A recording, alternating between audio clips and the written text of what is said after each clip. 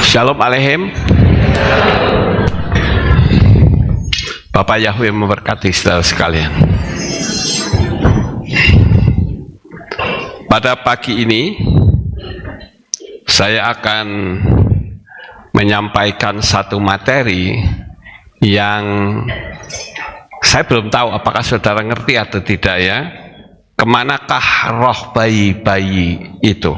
Sekarang saya mau tanya, kira-kira roh bayi itu masuk surga atau neraka? Yang masuk surga ngomong angkat tangan. Nanti kita dengar penjelasannya saudara.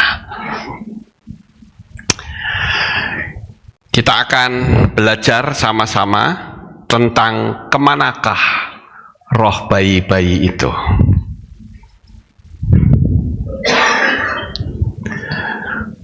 Kira-kira di surga itu ada anak-anak enggak? Ada enggak di surga anak-anak? Ada. Di mana ayatnya? Nah ya, kalau saudara berani ngomong ada, kan harus ngasih ayat saudara. Di mana ayatnya kalau di surga itu ada anak-anak?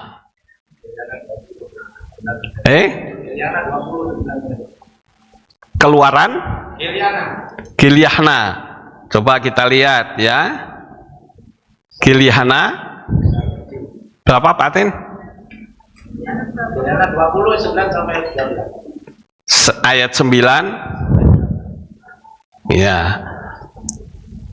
Dan naiklah mereka ke dataran bumi, mereka mengepung perkemahan orang kudus yang dikasih itu, dan turunlah api dari langit menghanguskan mereka, dan si Satan menyesatkan mereka, dilemparkan ke dalam lautan api dan belerang, binatang buas dan nabi palsu berada, dan mereka disiksa siang dan malam selama-lamanya. Aku melihat tahta putih yang besar, yang duduk di atasnya, yang di hadapannya bumi dan langit telah menghilang dan tidak didapatkan tempat bagi mereka. Aku melihat mereka yang mati, kecil dan besar, berdiri di hadapan Elohim, dan gulungan kitab juga dibuka, kitab lain yang adalah kitab kehidupan. Mereka mati dihakimi sesuai dengan gulungan itu dan perbuatan mereka. Mungkin yang dimaksud Paten adalah besar dan kecil. Ya, sekarang kita bahas dengan firman Tuhan. Mungkin agak sedikit berbeda dengan saya. Jadi di sorga itu ada anak-anak. Berarti anak-anak itu bodoh enggak saudara? Bodoh. Kalau anak-anak itu berarti dia masih kurang, harus banyak belajar. Apakah di sorga itu seperti itu? Kita melihat bukan apa kata orang, tetapi apa kata kitab suci. Ya, sekarang sebelum kita membahas hal ini, kita akan membahas ini terlebih dahulu saudara, supaya lengkap ya. Sebelum kita membahas lebih lanjut tentang roh bayi-bayi, kita perlu melihat apa benar roh itu berbentuk orang tua. Misalnya saudara, seperti buribut yang dipanggil Tuhan, mereka keluar, berarti tubuhnya umur 71 ya. Terus ada anak yang mati, kemudian rohnya keluar, anak kecil. Apakah seperti itu? Saya tidak pernah melihat di dalam kitab suci yang model begitu saudara. Ketika mati, rohnya itu berbentuk orang tua, berbentuk anak-anak. Itu tidak pernah ada saudara. Kita baca di dalam kitab Kohelet. Mari kita lihat bersama-sama kitab Kohelet pasal 12 ayat yang ke-7. Pelan-pelan saja ya, santai saudara. Kitab Kohelet pasal 12 ayat yang ke-7. Maka debu akan kembali ke tanah seperti yang telah ada, dan roh kembali kepada Elohim yang telah mengaruniakannya. Di sini dikatakan roh kembali ke Elohim, saudara. Ya, pelan-pelan saya berharap saudara bisa menangkap apa yang saya sampaikan. Sekarang kita akan melihat rujukan yang lain. Ya, saat Bapa menjadikan manusia, apakah roh itu berwujud manusia laki-laki ditempatkan kepada Adam, atau sebaliknya terbentuk roh perempuan? Kita bisa membaca di dalam kitab Beresyit pasal 2 ayat yang ke-7. Ayo kita baca. Dan Yahweh Elohim membentuk manusia dari debu tanah, lalu dia menghembuskan nafas kehidupan ke dalam lubang hidungnya, dan manusia itu menjadi jiwa yang hidup. Nah, di sini dikatakan bahwa lalu dia menghembuskan nafas ke dalam lubang hidungnya. Kira-kira hembusan nafas itu laki-laki atau perempuan, saudara? Nggak ngerti kan? Kita kalau nafas kan tidak ada muncul laki-laki dan perempuan, atau Bapak Yahweh keliru sehingga jadi bencong, saudara. Ah, ini roh perempuan, tambuskan, waduh, masuknya di laki-laki jadi bencong. Seperti itu?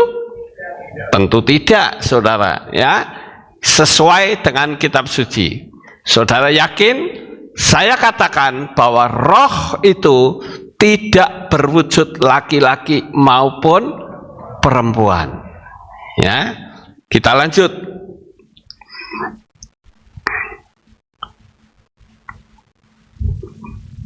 Nah, nafas itu tidak berbentuk. Mana sumbernya dari kitab suci yang mengatakan nafas itu bentuknya seperti perempuan atau laki-laki? Kembali lagi saya kejar kitab suci, saudara.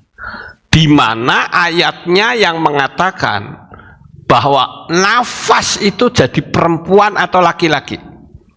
Nah, misalnya itu ada tubuh perempuan dihembuskan, lalu hembusan nafasnya itu perempuan. Apakah seperti itu? Tidak. Ya. Manusia itu keturunan Adam yang berdosa. Ini lihat gambaran hembusan nafas, itu hanya seperti angin belaka. Kalau saudara di tempat yang dingin atau sejuk, kan masih keluar asap, saudara. Asapnya membentuk manusia atau tidak? Tidak. Ayo kita lihat. Kalau tadi saudara mengatakan bayi itu masuk ke Samayim, sekarang kita akan lihat di dalam kitab Romim pasal 5. Sebentar, saudara. Ayat 12. Sebab itu sama seperti dosa telah masuk ke dalam dunia melalui satu orang, dan maut masuk melalui dosa itu, demikian juga maut menjalar kepada semua manusia karena semua orang telah berbuat dosa. Jadi begini, saudara, karena saya berdosa, maka keturunan saya berada dalam dosa. Amin. Kalau tadi saudara mengatakan bahwa bayi itu masuk surga, berarti Tuhan mengizinkan dosa keturunan itu masuk surga. Betul atau tidak? Sekali lagi, perhatikan kalimat saya. Kalau seperti yang saudara katakan, bayi itu masuk surga, berarti Tuhan izinkan ada dosa keturunan masuk surga. Ngerti nggak, saudara? Sekali lagi, kalau tadi saudara mengatakan bayi itu masuk surga, sedangkan bayi itu adalah keturunan orang berdosa, berarti surga itu ada dosa keturunan. Betul? Nah, sekarang sudah ngerti ya saudara? Tapi saudara mungkin akan berkilah, akan mengatakan, loh Pak, kan bayi belum pernah berbuat dosa, dia belum melakukan kejahatan apapun. Betul begitu? Ya, sekarang saya mau tanya, bayi memang belum berbuat dosa, itu yang disebut dosa-dosa atau perbuatan sehari-hari. Nah, itu yang sekarang diampuni. Tapi yang membawa manusia masuk ke neraka itu adalah dosa keturunan. Ngerti saudara? Saudara setuju tidak? Sekali lagi, ya, kita mengacu dari Romi pasal 15, ya. Pasal 5 ayat 12, ya.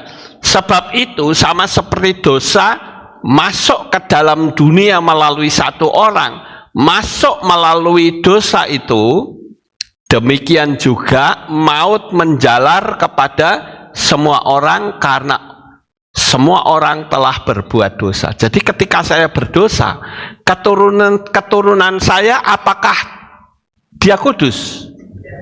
Tidak, saudara. Lah kalau saudara mengatakan tidak kudus, kok tadi mengatakan bahwa bayi itu bisa masuk surga? Loh ya toh? Nah, ini saudara. Sekarang baca ayat 19. Sebab sama seperti melalui ketidaktaatan satu orang, si Adam, banyak orang telah dinyatakan berdosa. Termasuk bayi atau tidak? Termasuk atau tidak? Termasuk, saudara. Demikian pula melalui ketaatan satu orang, banyak orang akan dinyatakan benar. Jadi manusia yang berdosa seperti saudara dan saya, ketika dia melahirkan, maka anaknya adalah berdosa, keturunan dosa, karena menjalar ke dalam diri manusia. Sampai di sini paham?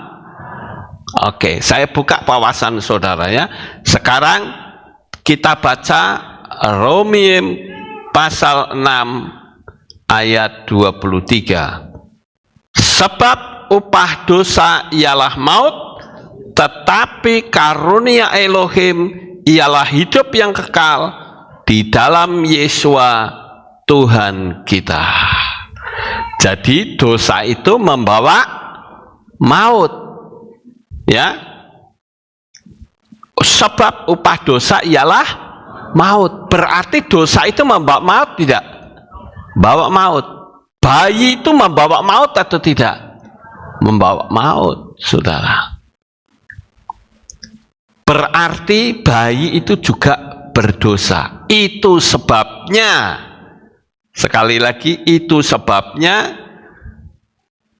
kita ini kalau sedang hamil, ya, saya bicara sedang hamil dulu, ya. Kalau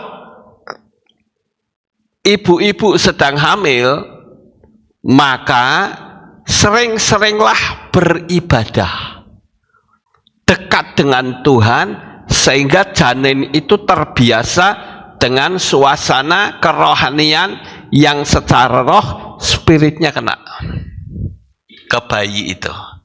Maksud saudara? Ya. Kalau tadi saudara mengatakan bahwa bayi itu masuk surga, saya mau tanya lagi. Bayi hasil perzinahan apakah masuk surga? Bayi hasil perzinahan masuk surga enggak? Ya tidak. Tadi saudara mengatakan bayi masuk surga. Ayo. Ya, saudara. Jadi bayi itu terlahir dalam dosa. Itu sebabnya dimulai dari ibu-ibu yang sedang hamil, ya, sering-seringlah dekat dengan Tuhan, sering-seringlah beribadah. Saat mengandung itu jaga hati, saudara, karena ini menyangkut spirit yang ada di dalam bayi itu, yaitu tidak boleh benci sama orang, tidak suka sama orang. Siapa di sini yang hamil? Ayo. Ada yang hamil? Kok menekabeh? Oh, enggak ada. Ya sudah. Kalau mungkin hamil, saudara perhatikan, jangan sampai benci sama orang atau tidak suka dengan orang. Dendam akan mempengaruhi bayi dalam kandungan. Dia juga harus dikandung dalam suasana damai dalam rumah. Tidak boleh ribut, ya. KDRT itu tidak boleh, saudara. Dan ini kebiasaan orang Yahudi. Nggak tahu lah kalau saudara nggak tahu ya. Saya ngomongnya orang Yahudi, saudara. Kalau mereka sedang hamil, saudara tahu headphone yang tempel di kepala itu ditempelin di perutnya. Headset atau headphone ditempelin di perutnya. Dibunyikan lagu-lagu, saudara. Bukan lagu rock, tetapi lagu kayak model Beethoven, ya, lagu-lagu yang halus ditempelin di tangan, di perutnya. Kemudian sering-seringlah ngajak bicara ke bayi yang ada di dalam kandungan, seperti misalnya, ya, anakku kamu hebat deh, anakku kamu akan menjadi anak yang pandai. Dinubuatkan terus seperti itu, saudara-saudara. Itu sebabnya perlu diadakan penyerahan anak seperti Yesua, saudara. Coba kita baca di dalam Lukas pasal 2. Lukas pasal 2, coba saudara lihat ya. Lukas 2 ayat 22. Dan ketika hari-hari pentahiran mereka telah digenapi menurut Torah Mose, mereka membawa dia ke Yerusalem untuk menyerahkannya kepada Yahweh. Jadi kalau ibu-ibu yang hari ini hamil dan melahirkan anak, kalau sudah keluar, saudara, sudah bisa diajak keluar ya, setelah itu bawalah ke Kehilat, diserahkan.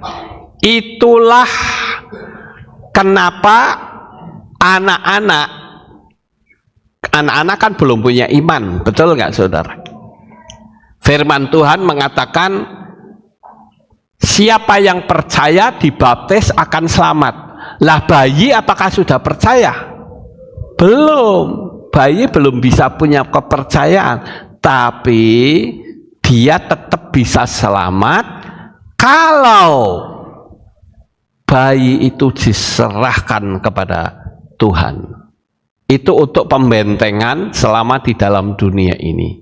Saya punya pengalaman untuk masalah bayi yang diserahkan, saudara. Saya akan ceritakan ini, saya pernah cerita tapi mungkin saudara lupa. Ya, di jemaat kita itu ada jemaat yang kontrak di daerah Tegalrejo. Itu di bawah pohon bambu. Yang kontrak di situ, kontrak rumah di situ, itu kalau membawa bayi mesti mati. Sudah ada 3 bayi mati di situ. Ini menurut cerita orangnya, ya.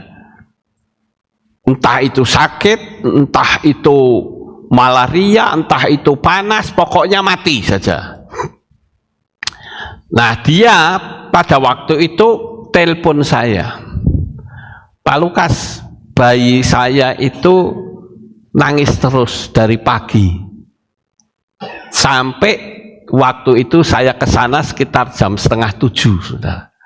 Bayangkan, dari pagi nangis sampai 6:30.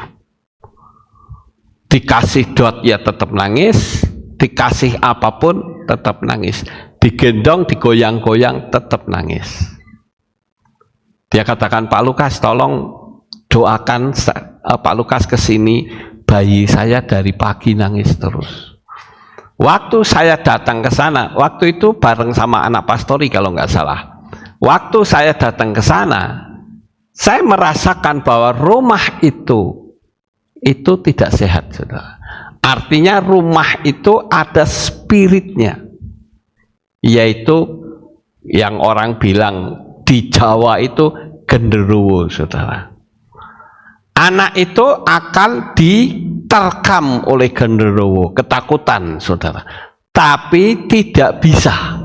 Kenapa tidak bisa? Karena dia milik Bapak Yahweh. Karena dia sudah diserahkan. Nah, ini loh, saudara, pentingnya. Wah, hanya penyerahan anak berapa lama sih? Kedua,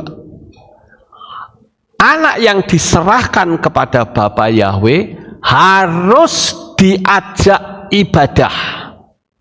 Sekali lagi, anak yang sudah diserahkan Bapak Yahweh harus diajak ibadah. Kenapa? Karena anak itu miliknya Bapak Yahweh. Kalian tidak boleh menipu, tidak boleh merampas apa yang menjadi miliknya Bapak Yahweh. Sebab saya pernah berkunjung ke satu jemaat yang masih punya bayi dan mulai besar, mulai bisa merangkak dan sebagainya. Kalau saya bilang begini, kenapa kok kamu nggak ibadah? Oh, repot, sibuk, ya, susah, nangis terus, bikin ulah. Oh, jadi kalau seperti itu nggak perlu dibawa ke kehilat.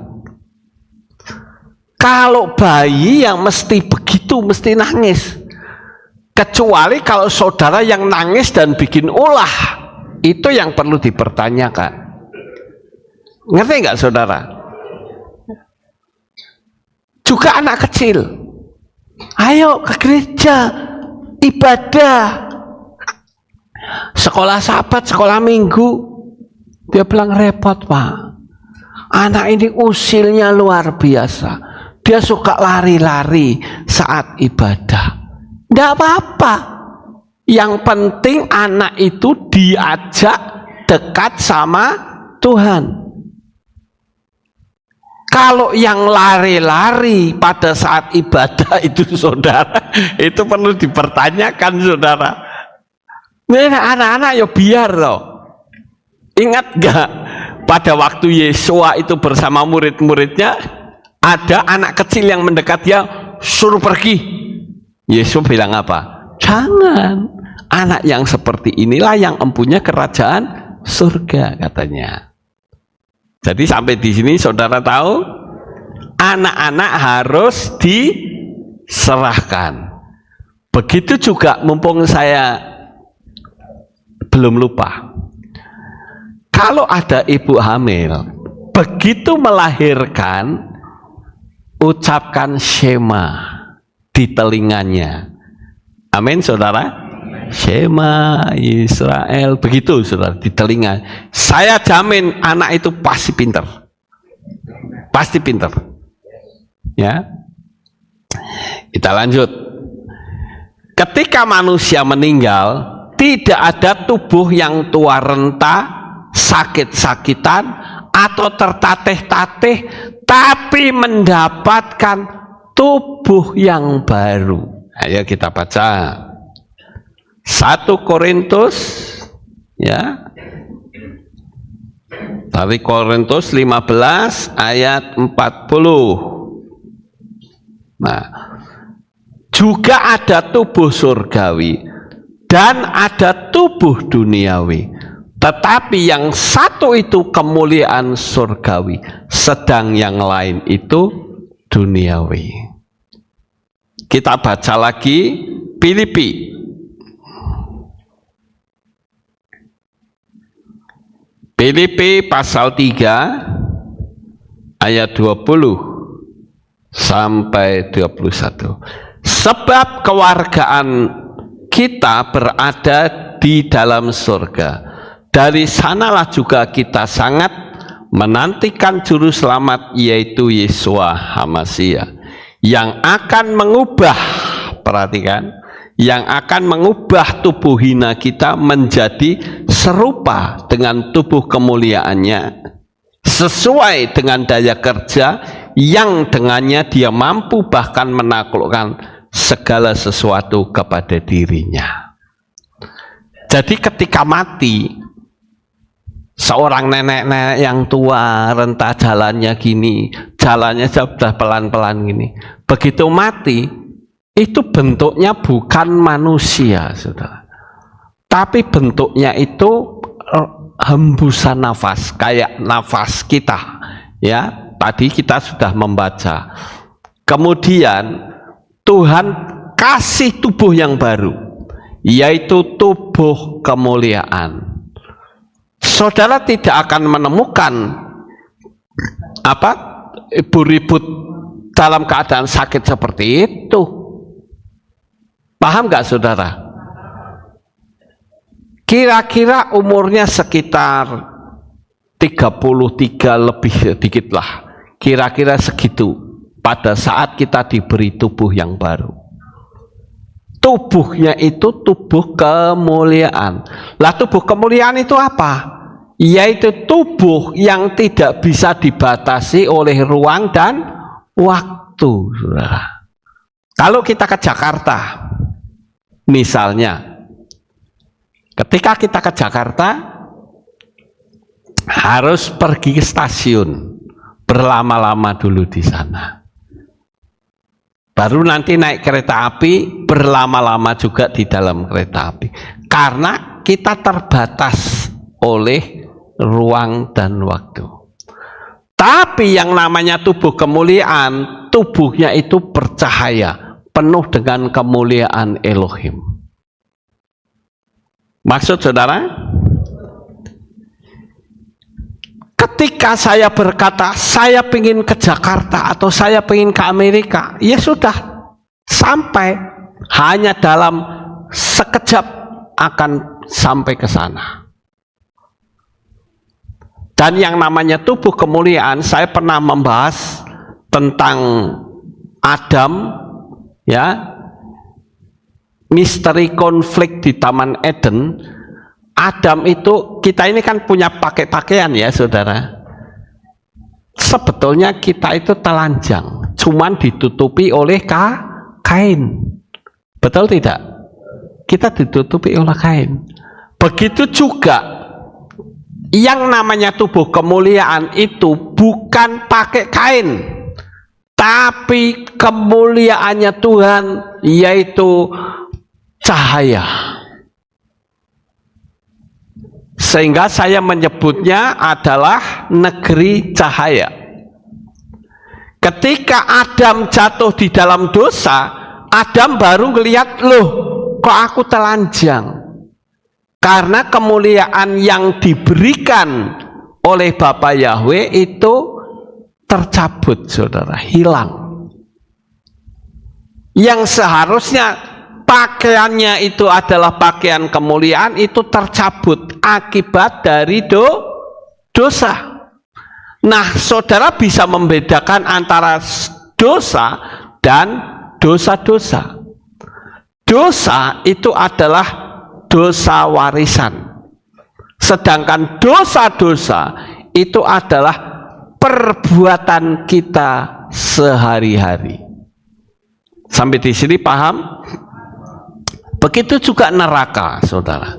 Ketika orang di dalam neraka, Tuhan juga ngasih tubuh yang baru, saudara. Tapi bukan tubuh kemuliaan, hanya tubuh yang tidak bisa mati. Paham, saudara?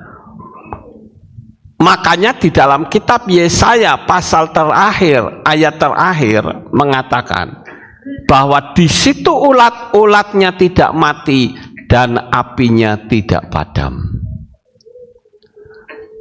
Saudara pernah nggak membayangkan ulat yang tidak mati di neraka itu modelnya kayak apa, saudara? Itu menjadi selimut hidupnya dia.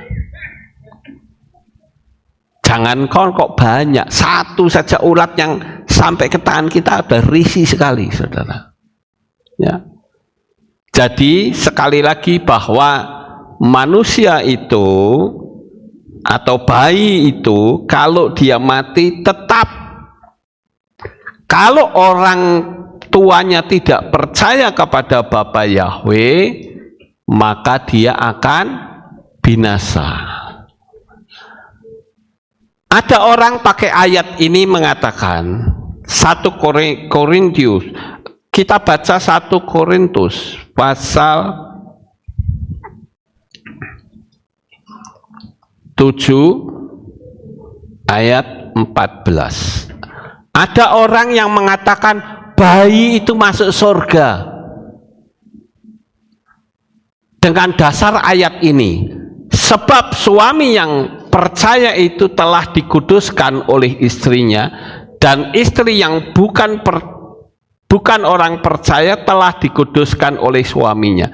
Jika tidak, anak-anakmu adalah anak-anak cemar, tetapi sekarang mereka adalah anak-anak kudus. Jadi ketika bayi mati itu tergantung dua hal, saudara. Kalau orang tuanya beriman kepada Yesua, dia pasti bayi itu selamat. Tapi kalau orang tuanya itu tidak percaya kepada Yesua, begitu bayi lahir ceprot dia mati, dia masuk neraka. Paham nggak, saudara? Ini yang disebut dosa warisan. Saya ambil contoh sebagai bukti, saudara. Dosa warisan. Ketika anak umur 1 tahun, 2 tahun, anak itu kan mulai usil, saudara, kesana kesini. Begitu dia jatuh, wah jatuh. Kemudian orang tuanya bilang apa? Oh, kodoknya melayu. Betul nggak, saudara? Kodoknya melompat. Pertanyaan saya, betulkah ada kodok? Tidak. Lah kok ngomong kodok? Kita pakai logika, saudara. Dia melompat atau mengatakan, oh kamu jatuh karena dijegal setan, dibales. Betul? Sering kita lihat seperti itu. Itu ngajari orang untuk dendam, ngajari orang untuk membalas kebencian, dan secara tidak sadar kita sudah menipu anak kita. Jadi sekali lagi, kalau ditanya bayi itu masuk surga atau neraka, tergantung. Kalau orang tuanya itu percaya Bapa Yahweh dan Yesua, pasti selamat. Loh, kok selamat itu bagaimana? Karena di dalam dirinya itu ada kuasa kebangkitan. Paham, saudara? Ada kuasa kebangkitan. Dan orang tuanya itu percaya kepada Tuhan. Yang tidak percaya berarti tidak ada kuasa kebangkitan. Makanya tadi saya cukup bertanya, bayi itu masuk surga atau neraka? Surga. Saya tahu pasti saudara akan berkata, loh bayi kan belum berbuat dosa. Betul, dia belum berbuat dosa, tapi benihnya adalah benih orang berdosa. Itu sebabnya dari kitab 1 Korintus 7 ayat 14, ketika orang tuanya itu percaya kepada Yeshua HaMashiach, maka anaknya menjadi kudus. Yang ngomong kitab suci loh, saudara, bukan saya, ya.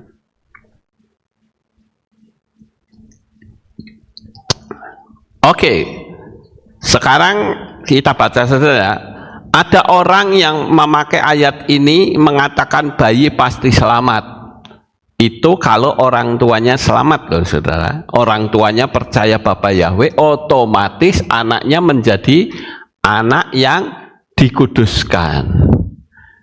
Kalau begitu berarti dosa keturunan itu untuk yang tadi saya sebut bayi-bayi umumnya yang tidak percaya Yesua, kalau dia selamat seperti yang saudara katakan, berarti di surga itu ada dosa keturunan.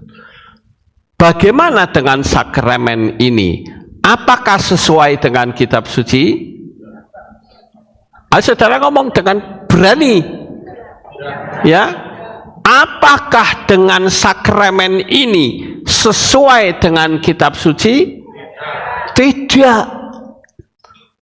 Saudara cari dalam kitab suci manapun, dari kitab Bereshit sampai kitab Gilyahna, tunjukkan satu ayat saja kepada saya bahwa ada bayi dibaptis. Tidak pernah ada, saudara. Sekarang kita baca di dalam Markus 16 ayat 16. Siapa yang percaya dan dibaptiskan, dia akan diselamatkan. Tetapi siapa yang tidak percaya, dia akan dihukum. Bayi sudah percaya atau belum? Belum. Ya. Jadi tidak mungkin dibaptis, saudara. Bayi itu cukup diserahkan. Ya.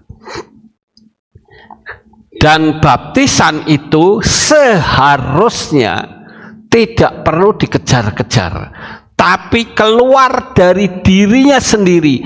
Aku orang berdosa, aku harus dibaptis. Contoh di dalam kitab Maseslihim atau Kisah Rasul pasal 8 ayat 36. Nah, dan sementara mereka meneruskan perjalanan di sepanjang jalan itu, sampailah mereka di suatu tempat yang berair. Dan sida-sida itu berkata, lihatlah ada air, apa halangannya untuk dibaptis? Sida-sida itu minta sendiri, saudara. Bukan diteriakin Pak si Filipus. Filipus bilang, kamu harus dibaptis ya, nek ndak dibaptis nanti kok orang selamat. Enggak begitu. Orangnya sadar, saya harus dibaptis. Kalau saudara mengingatkan boleh saja, ya. Dan Filipus berkata, jika engkau percaya, nah perhatikan, jika engkau percaya dengan segenap hati, boleh. Kalau nggak percaya segenap hati kok dibaptis, bagaimana, saudara? Kamu percaya Bapak Yahweh? Tidak. Tapi main dibaptis nggak bisa. Beberapa waktu yang lalu ada seseorang yang minta saya dibaptis. Selalu saya tanya, kamu ibadahnya di mana? Saya masih melayani di gereja A, gereja B. Ya, selesaikan dulu pelayanannya. Tapi saya butuh dibaptis, Pak. Betul. Kalau saya membaptis, pasti ada pemutusan hubungan dengan nama lama. Nah, kalau setelah dibaptis di meterai, kamu masih ke sono, ya percuma. Percuma, nggak ada artinya baptisannya. Itu hanya sakramen biasa, men ketok menjadi orang rohani, mendapatkan akte, tapi saudara tetap berkhianat kepada Bapak Yahweh. Ketika kita nyanyi, bersorak-sorak meninggikan sesembahannya suku Quraisy, kita ikut senang. Itu apa, saudara? Kita harus ngerti, ikut Tuhan itu harus ada dalilnya. Kalau saudara tidak ngerti, ngomong. Sama seperti saya dulu, saya pernah ditanya orang, Pak Lukas, Natalan kok nggak pakai pohon Natal? Ya saya bilang, yang saya tahu sekarang itu tidak ada. Tidak ada. Tapi sekarang saya ngerti Natalan itu salah. Orang yang masih memanggil nama sesembahan lain saja, ada yang sudah ngerti tidak Natalan, saudara. Ngerti nggak, saudara ya?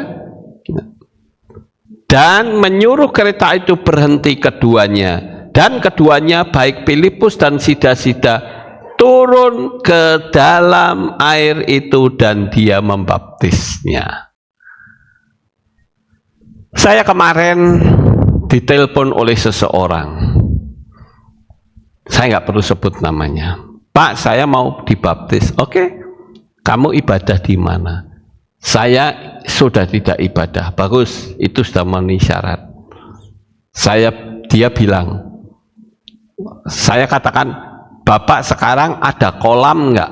Kolam yang bisa menenggelamkan. Ada. Tapi kok kayaknya saya dilarang sama anak saya. Anak saya itu Protestan banget. Saya bilang, anak Bapak bisa menyelamatkan? Tidak bisa. Keselamatan itu sifatnya pribadi, lepas pribadi. Jadi, kalau Bapak mau menerima Bapak Yahweh dan mau dibaptis, Bapak selamat. Tapi kalau tidak, ya apa dikata? Tunduk kepada anaknya kok. Ngerti ya saudara?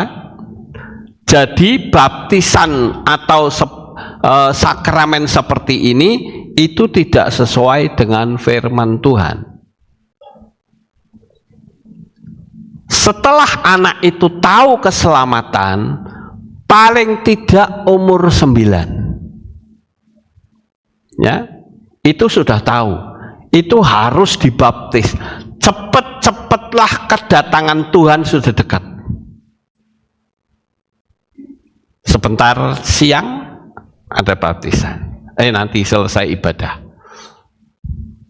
Kalau mungkin saudara belum dibaptis, yang masih, ya silakan bisa ikut. Kemarin saya pun membaptis orang, tapi via streaming dari jauh. Saya berdoa. Nah, ini adalah satu contoh waktu saya membaptis Afram. Jadi kalau 9 tahun itu sudah ngerti tentang keselamatan. Contoh seperti kemarin saya bilang sama Kenan. Kenan sudah tahu keselamatan enggak? Sudah tahu. Hanya Yahweh dan Yesua yang menyelamatkan saya. Bagus. Dan dia bisa menerangkan panjang lebar. Saya bilang Kenan mesti dibaptis secepatnya. Jangan tunggu ulang tahun. Kita nggak tahu ada apa peristiwa terjadi, saudara. Jangan kita itu menjadi istilahnya pingin momen-momen tertentu. Nanti kalau saya datang sama suami saya dibaptis. Nanti kalau suami saya sudah datang, emangnya suami menyelamatkan? Tidak. Nanti kalau saya ulang tahun, ya kalau bisa sampai ulang tahun. Lah kalau tidak, siapa yang tanggung jawab? Ini loh saudara. Jadi cepat-cepat karena kedatangan Tuhan sudah semakin singkat, jangan sampai ketinggalan. Ini bicara soal alam roh. Benarkah di Samayim ada anak-anak? Saudara tadi sudah tahu kan? Ada enggak? Halo? Tidak ada, tegas gitu loh. Tidak ada.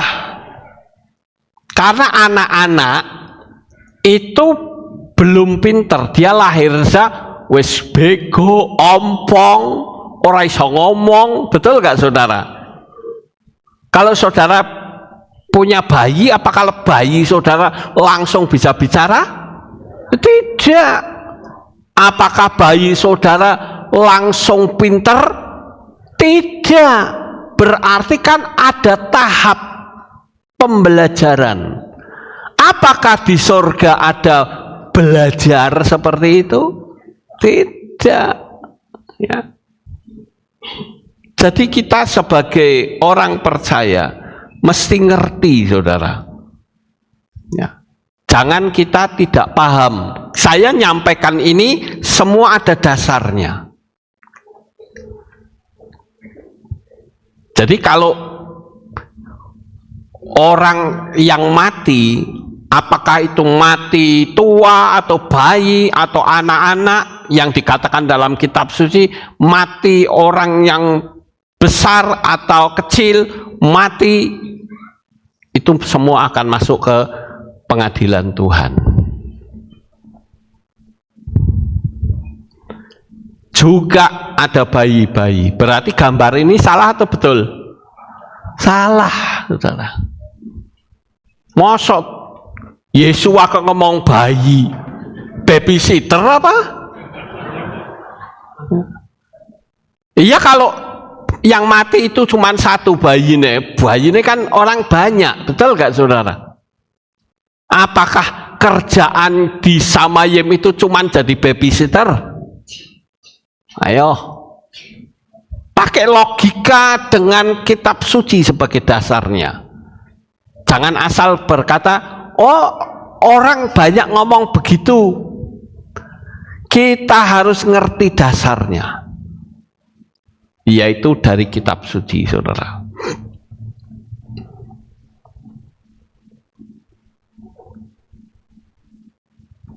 Nah, lalu pertanyaan saya, di mana ayatnya? Kalau Yesua itu cuma ngomong bayi di ayatnya. Ayo, siapa yang bisa tunjukkan ayatnya pada saya? Ayo. Yesua ngomong bayi di Samayim. Satu saja ayatnya. Saya akan batalkan pengajaran ini. Ada ayatnya? Tidak ada, saudara. Baca sampai 100 kali juga nggak akan ketemu ayatnya kalau Yesua itu ngomong bayi.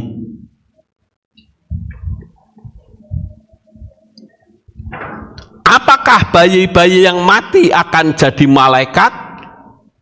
Tidak, saudara. Kita harus ngerti bahwa bayi itu adalah hembusan nafasnya Tuhan sendiri. Ya, seperti Adam itu dihembusi nafas sehingga menjadi manusia yang hidup. Sementara malaikat itu beda penciptaan. Paham, saudara? Jangan sampai saudara berpikir, aduh bayiku mati itu jadi malaikat di sana. Di ayatnya di mana yang menunjukkan bahwa bayi kalau mati jadi malaikat? Malaikat kecil, emangnya Cupid? Ya, saudara pernah lihat Cupid nggak? Cupid itu malaikat kecil, mungkin itu peri kali ya. Kalau orang yang mati tidak mungkin jadi malaikat, ya. Sama seperti orang mati jadi setan. Ada yang mengatakan orang kalau mati hamil itu jadi sundel bolong. Pernah saudara dengar itu? Ya minimal hari ini saya ngomong. Ya, jadi sundel bolong. Awas nanti malam didatangi. Itu sebetulnya setan. Paham saudara? Setan itu adalah malaikat yang jatuh. Jadi jangan sampai saudara mengatakan manusia kalau mati jadi setan. Manusia tidak pernah jadi setan. Lah buktinya dia tahu di lemari ini saya simpen apa, Pak? Ya. Yang ngerti karena begini, saudara. Tiap manusia itu kan ada yang ngawasi. Kata Pak Billy Graham itu 10.000 yang ngawasi. Ya. Nah, yang ngawasi itu kalau sayanya mati, otomatis dia bisa nyamar menjadi manusia yang hidup seperti saya. Saya bisa mengatakan buktinya saya itu si Lukas, padahal setan, saudara. Itu ada di lemari itu, saya pernah nyimpan ini. Ya ngerti wong dia yang ngawasi kok. Ngerti? Jadi apapun yang saudara perbuat tiap-tiap hari itu ada jejak digitalnya. Sama seperti saudara lihat kerja komputer. Saudara kerja komputer itu dicatat semua sama Windows. Sekalipun dibikin permanen delete tidak bisa, saudara. Dia tetap akan tercatat. Apalagi sekarang muncul program yang namanya file recovery. File recovery adalah file yang bisa memunculkan file yang sudah dihapus permanen. Biasanya program ini yang akurat adalah yang berbayar, saudara. Yang gratis kadang suka gagal. Tapi kalau yang berbayar itu bisa, ya, memunculkan kembali foto-foto yang sudah kita hapus. Kalau orang kerja komputer kan dihapus, masuknya ke recycle bin. Betul tidak, saudara? Masuk ke recycle bin. Biasanya kalau masih di recycle bin, mau dikembalikan gampang, tinggal di restore saja kembali. Tapi kalau sudah di recycle bin dihapus, harus pakai file recovery. Tidak bisa tidak. Atau program-program lain yang lebih canggih dari file recovery. Dan sekarang sudah banyak. Nah demikian juga manusia. Lah kalau mesin saja bisa merekam jejak orang kerja, apalagi kita. Selama kita di dalam dunia ini tercatat, terekam semua. Makanya ada kitab suci yang satu ayat yang mengatakan kamu hanya mati satu kali dan setelah itu dihakimi. Kenapa dihakimi? Karena ada rekam jejak kita. Oleh sebab itu hati-hati. Kalau kita mengikut Tuhan, ya ikutlah dengan sungguh-sungguh. Jangan sampai kita mengikut Tuhan tetapi ya asal-asalan, saudara. Saya menghimbau kepada semua saudara, jangan sampai ya orang berpikir yang keliru. Saya tak streaming saja, jangan, saudara. Streaming itu boleh kalau dia di luar kota atau sakit. Saya pengen ibadah tapi kalau nggak bisa ibadah, boleh streaming. Tapi kalau dekat, usahakanlah untuk selalu datang, untuk selalu memuji Tuhan bersama-sama seperti saat ini, saudara. Kita tentu tahu kenapa ibadah itu dilarang oleh Firaun, saudara. Sampai Mose berjuang memunculkan 10 kali mujizat, tetap ngeyel, tidak mau dirubah, sehingga Firaun mendapatkan hukuman bersama dengan tentaranya. Tujuannya cuma ibadah. Seperti juga di dalam kitab Ifrim pasal sebentar saya bacakan ya. Ifrim pasal 10 atau kitab Ibrani 10 ayat 25. Perhatikan saudara. Dengan tidak mengabaikan pertemuan ibadah kita sendiri sebagaimana kebiasaan beberapa orang. Aku tidak kebaktian dulu, nanti minggu depan Tuhan bisa. Minggu depannya nggak bisa lagi. Minggu depannya nggak bisa. Soal apa-apa Tuhan Maha Pengampun kok. Dia tahu hati saya. Saya kan sedang sibuk. Ngeri saudara. Dan dengan tidak mengabaikan pertemuan ibadah kita sendiri sebagaimana kebiasaan beberapa orang, malah sebaliknya semakin saling menasehati sebagai kamu melihat harinya sudah semakin dekat. Waktu kedatangan Tuhan sudah makin dekat. Makanya saya menganjurkan hati-hati saudara. Jangan sampai kita ketinggalan. Kalau sampai kita ketinggalan, percuma saudara menghimpun uang dari muda, nol, tidak bisa dipergunakan. Percuma saudara memiliki rumah besar, tetapi tidak bisa dipergunakan.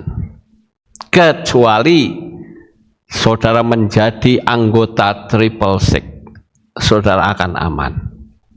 Tapi jelas itu sudah pasti tidak diselamatkan. Oleh karena itu saya inginkan agar saudara bisa lebih bersungguh-sungguh di hadapan Tuhan.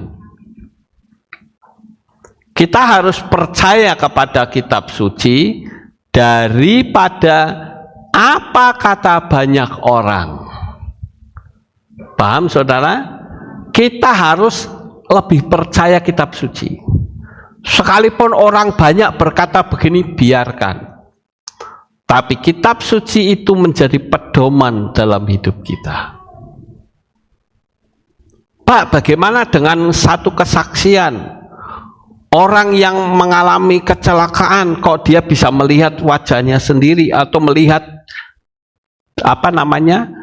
jasadnya sendiri? Bisa saja. Karena dia berbentuk seperti nafas hidup, dia bisa melihat wujudnya tubuh kita. Tapi yang terpenting di sini adalah ketika kita mati, kita pasti selamat. Jangan sampai saudara berpikir bahwa kita mengikut kepercayaan ini asal percaya. No. Saya tidak akan mau memimpin ibadah kalau tidak ada jaminan keselamatan. Saya tidak akan bertobat menerima Yesus kalau tidak ada jaminan keselamatan. Hanya kebenaran tok, percuma. Kalau kebenaran tidak usah melalui Yesus, semuanya juga mengajarkan kebenaran. Walaupun kebenaran yang mereka ajarkan itu masih semu.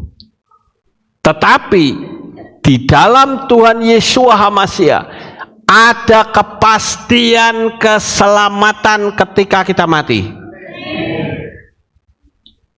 Tidak boleh tidak.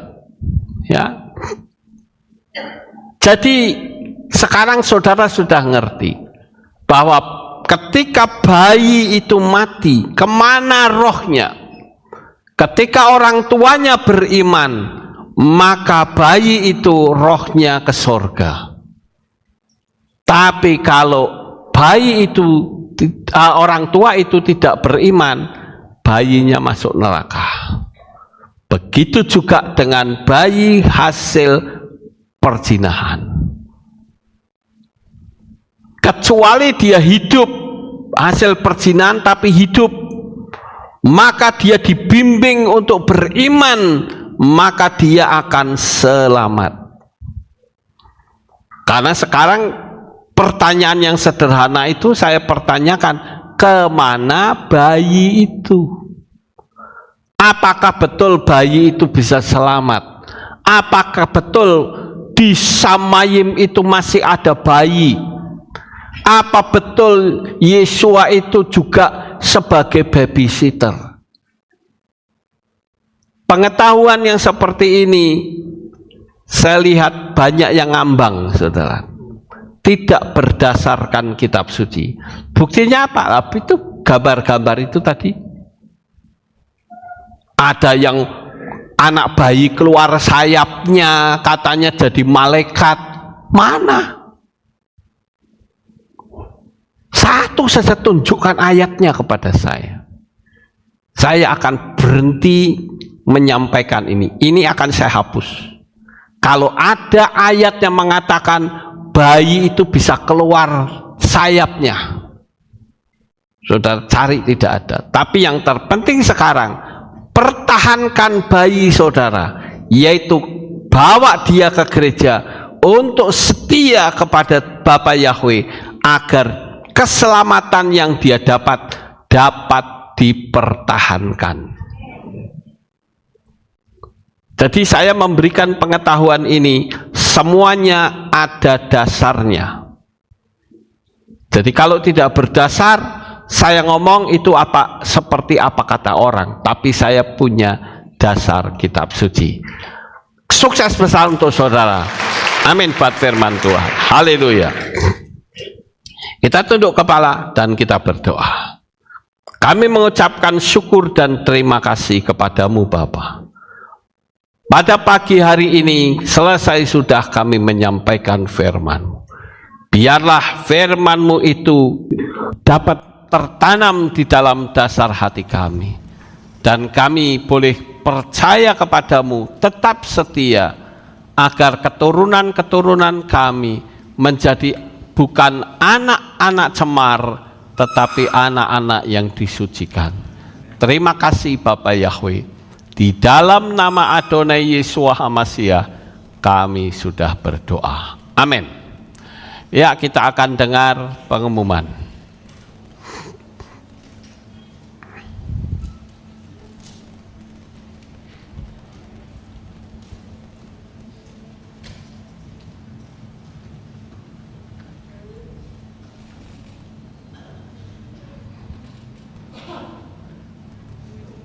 Halo, ini doa pengurapan pada hari Kamis 18 September 2025 pukul 6 sore di Keilat.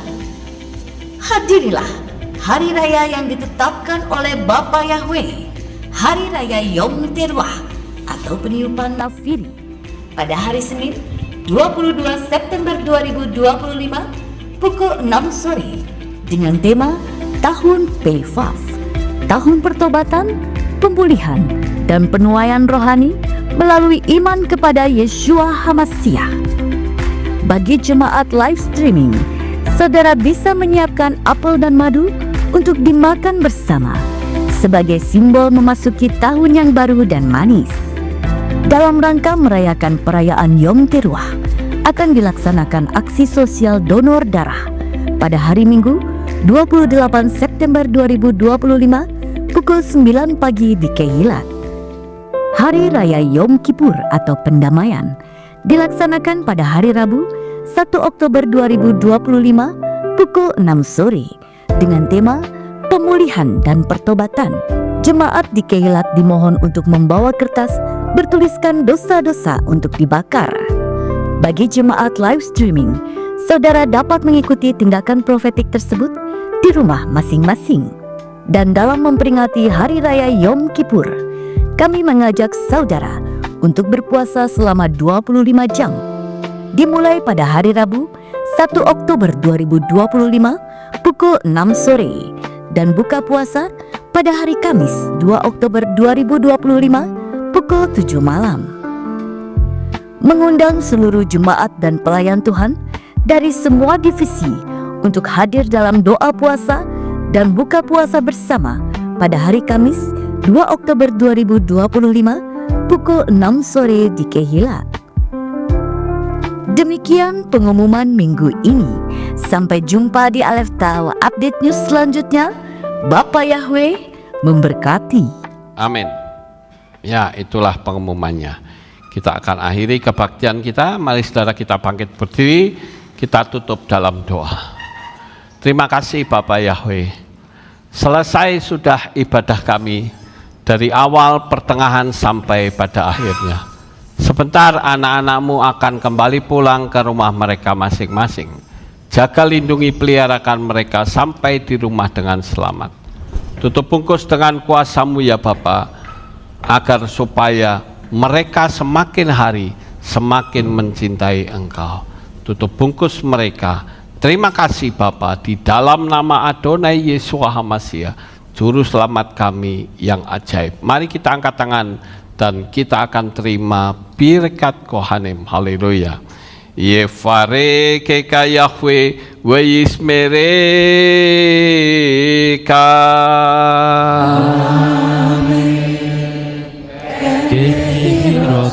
Yair Yahweh panau eleka wikuneka.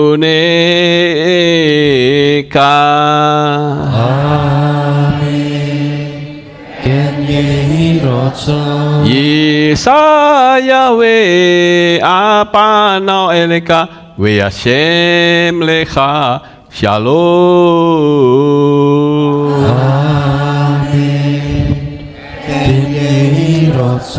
Baruk ata Pair Ufaruk ata Pesadeh, diberkatilah engkau di kota dan diberkatilah engkau di ladang.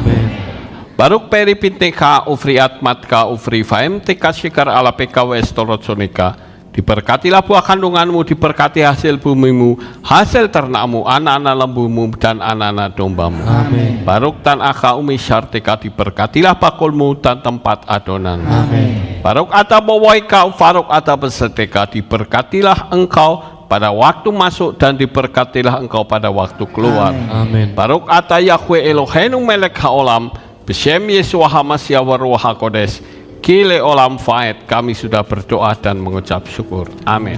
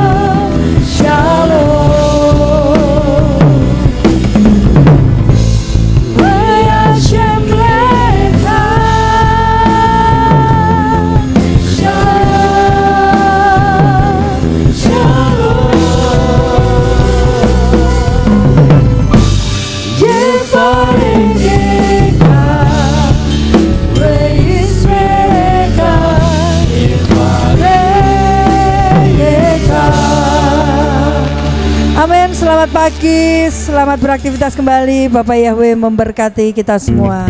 Haleluya, terpujilah Bapa Yahweh yang Maha Kuasa. Terima kasih atas kehadiran Bapak Ibu Saudara sekalian dalam ibadah bersama kami di Kehilat Alef Tau Magelang. Doa saya Bapa Yahweh memberkati dengan kesehatan yang sempurna, damai sejahtera dan berkat materi yang semakin melimpah. Kami menunggu kembali kehadiran Bapak Ibu Saudara sekalian pada jam yang tersedia.